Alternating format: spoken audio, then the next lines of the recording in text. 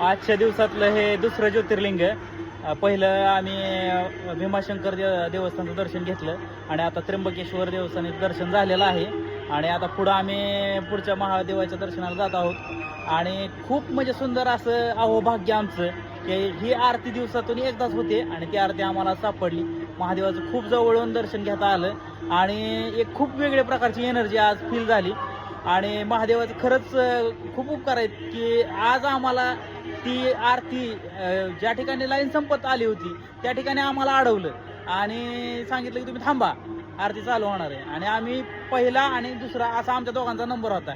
बाकीचे सगळे जणांना सोडलं होतं त्यांनी आणि अशा पद्धतीने आम्हाला आरती घावली. आणि खूप खूप आभार आहेत. तुमचे आशीर्वाद आहेत आमच्या पाठीमागं आणि महादेवाची खरंच साथ आहे. त्याच्यामुळं आज आम्ही 4 धामची यात्रा केदारनाथ इथं चाललो आहे आणि आज त्र्यंबकेश्वर इथे आम्हाला आरती सापडलेली आहे.